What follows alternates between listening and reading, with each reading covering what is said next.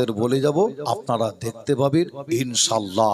একটা ঝাঁক, যে আমি যখন জামিয়ায় ঢুকবো, যে একটা ঝাঁক নিয়ে ফুরফুরা দরবার শরীফ থেকে আমরা জামিয়ায় ঢুকবো, এবং জামিয়ার আপনার অর্থাৎ জামিয়া দরবার শরীফের অল ইন্ডিয়া সুন্নাতুল জামাতের একটা ঝাঁক ইনশাআল্লাহ।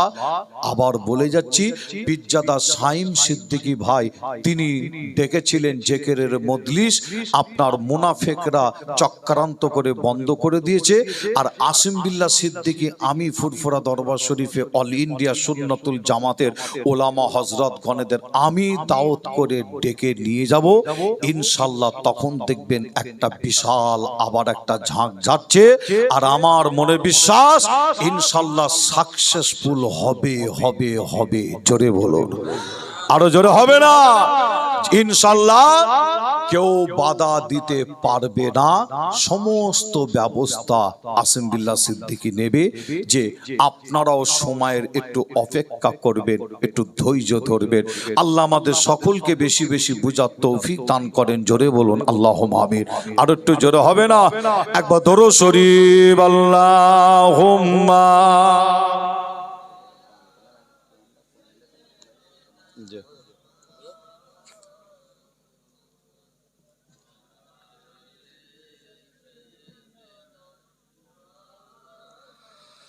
আসেন আমরা সকলে মিলে সালাম পড়বো। তার আগে আপনাদের কাছে আলোচনা করতে করতে ছেড়ে রেখে দিয়ে এলাম, হাদিস শরীফের মধ্যে পাওয়া যাচ্ছে আমার আপনার নবীকে বিবি সাহাবা প্রশ্ন করলেন কি, শহীদানদের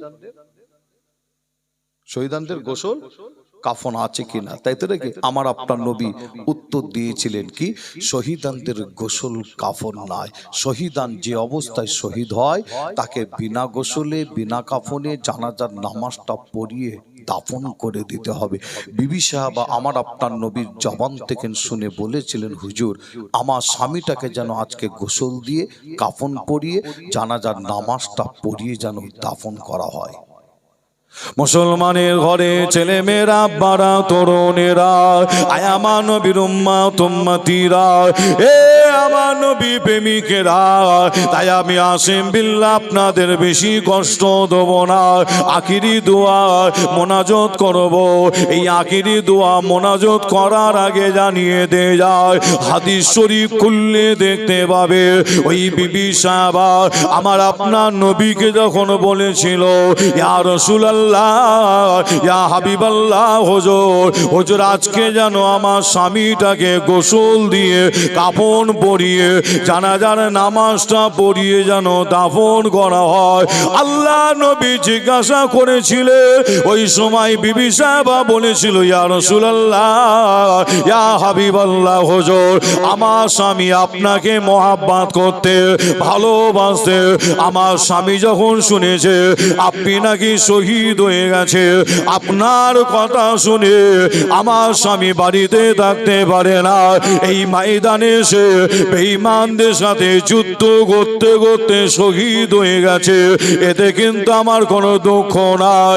ইয়া রাসূলুল্লাহ ইয়া হাবিবাল্লাহ, হুজুর আমি আপনাকে বললাম আমার স্বামীটাকে গোসল দিয়ে কাফন পরিয়ে জানাজার নামাজ পড়িয়ে দাফন করার কথা, এই কারণে বললাম আমার স্বামীর আজকে ফরজ গোসল করার আদায় করার হুকুম হয়ে গেছিল।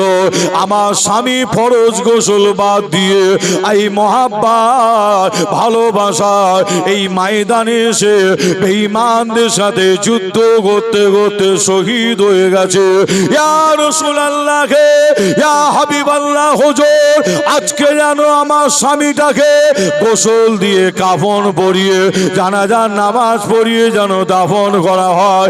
আল্লাহ নবী শোনার সাথে সাথে বলেছিল, সাহাবা হুজুরগণদের বলেছিল, আয় আমার সাহাবারা যাও একবার যুদ্ধের ময়দানটা খুঁজে ফেলো, আমার ওই যুবক সাহাবার লাশটা কোথায় পড়ে আছে, আমি রাসূলুল্লাহ আমার কাছে খুঁজে নিয়ে এসো। আল্লাহ নবীর অর্ডার, সাহাবা হুজুরগণেরা উহুদের জমিনটাকে খুঁজে ফেলে আমার নবী আল্লাহ নবীর হুকুম, সাহাবা হুজুরগণেরা উহুদের জমিনটাকে তাকে খুঁজে পেলে আমার আপনার নবীর কাছে এসে বলেছিল, ইয়া রাসূলুল্লাহ, ইয়া হাবিবাল্লাহ, হুজুর আপনার এই যুবক সাহাবার লাশটা আমরা পাইনি, আমরা খুঁজে পাইনি। আল্লাহ নবী শোনার সাথে সাথে আমার নবীর মনটা খারাপ হলো। আমার আল্লাহ পাক ওই সময় হযরত জিবরাইল ফেরেশতাকে আমার আপনার নবীর কাছে পাঠিয়ে দিয়েছিল।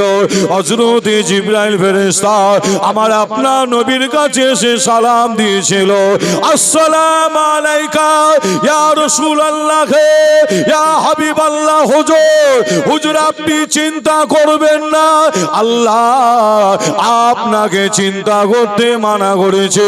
হুজুর আপনি চিন্তা করবেন না, আপনার যে যুবক সাহাবার লাশটাকে অন্য অন্য সাহাবা হুজুররা মিলে খুঁজছিল, ওই যুবক সাহাবার লাশটাকে আল্লাহ ফেরেশতারা তারা থাকতে না পেরে খুশিতে আনন্দেতে আসমানের উপরে তুলে নিয়ে গিয়ে তারা হাউজে কৌসারের পানি দিয়ে গোসল দিচ্ছে।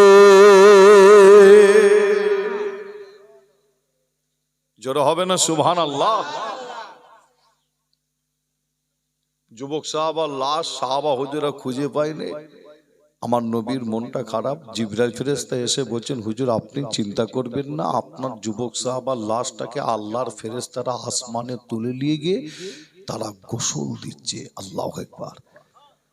হাদিস শরীফ সাক্ষী দিচ্ছে, সাহাবা হুজুরের লাশ গোসল দেওয়ার পরে আল্লাহর ফেরেশতারা আবার ওহুদের জমিনে যুদ্ধের ময়দানে আবার নামিয়ে দিয়ে গিয়েছিলেন।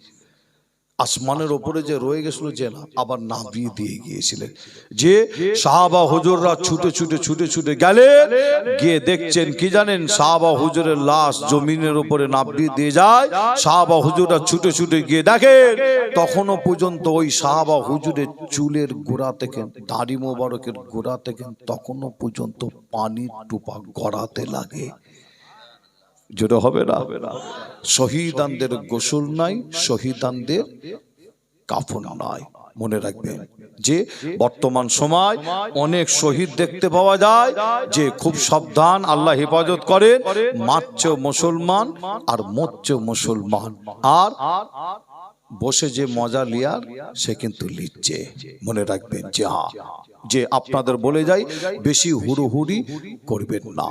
দেশের আইন যেটা, আইন অনুযায়ী যাবেন, কাজ করবেন, চলে আসবেন, যাকে ভালো লাগে। যে বেশি হুড়োহুড়ির দিকে যাবেন না। দেখছেন না যে তারাই আবার ক্ষমতা পেয়ে আর সেই ক্ষমতা অপব্যবহার করে আবার যে মুসলমানদের যে ধর্মীয় কাজে আবার তারা আবার বাধা দেয়। যে আমি আসিম বিল্লাহ সিদ্দিকী কোনো সময় আমি এই সমস্ত বিষয় নিয়ে আলোচনা করিনি, তবে একটু আপনাদের খেদমাতে বললাম। জ্ঞানী যারা বোঝে তারা শুধু ইশারায় আল্লাহ আমাদের সকলকে বোঝার তৌফিক দান করেন। যে আশা করছি এই সমস্ত বিষয় দিয়ে আমাকে না এরকম জলসা মাহফিলে, এরকম প্যান্ডেলে, এরকম স্টেজে আল্লাহ আমাকে না বলায়। কেন এই সমস্ত আলোচনা করার তার একটা আলাদা প্ল্যাটফর্ম আছে, আলাদার একটা জায়গা আছে, ঠিক না ভুল? যে এটা হচ্ছে কোরআনী মাহফিল, ইসলামিক মাহফিল। তারপরও একটু সাবধান করতে হয় মুসলমান ভাইদের, চাচাদের, মা বোনেদের, তাই একটু সাবধান করে দিয়ে গেলাম। সকলেই মিলেমিশে থাকো। সকালে ঘুম থেকে উঠলে, যে ঘুম থেকে ওঠার পরে সকালে একই চায়ের দোকানে বসে আপনারা খান, যে একই পাড়ার একই গ্রামের একই পাড়ার একই গ্রামের চায়ের দোকানে বসে চা খান, আপনার সাথে তারও দেখা হয়, তেনার সাথে আপনারও দেখা হয়। যে কিন্তু আপনাদের বলে যায় ওপরে তারা সব ঠিক আছে, কিন্তু নিচেই কিন্তু সব লাগিয়ে রেখেছে। আল্লাহ আমাদের সকলকে বুঝার তৌফিক দান করো। যে আমি আসিম বিল্লাহ সিদ্দিকী যে চিন্তা ভাবনা নিয়ে রাস্তায় নেমেছি, আবারও বলছি যে আমার চিন্তা ভাবনা, আমার মেসেজ হলো একটাই, আমার যেন প্রত্যেকেই যেন এক হতে পারি, একটা ছাতার তলায় প্ল্যাটফর্মের নিচে যেন আসতে পারি। এই কাজ আমি চালু করেছি, ইনশাল্লাহ করছি, সেই কাজ চলছে। এবার বলেন সামনে যদি গোটা পাঁচেক যদি মোনাফেক আগেও ছিল মোনাফেক, আবার এই টাইমে যদি গোটা পাঁচেক মোনাফেক যদি সামনে এসে বাধা দেয়, তাদের কথা আমি শুনবো না, আমার কাজ আগাবো। কাজ আগাবো না, যে তাদের কথা কোনো খেয়াল করলে হবে না। যাই হোক, আল্লাহ বুঝার তৌফিক দান করেন। আসেন আমরা সকলেই নবীর প্রেম ভালোবাসা বুকে নিয়ে একটু উঠে দাঁড়িয়ে একটু সালামের নজরানা পৌঁছে দিয়া নবী সালাম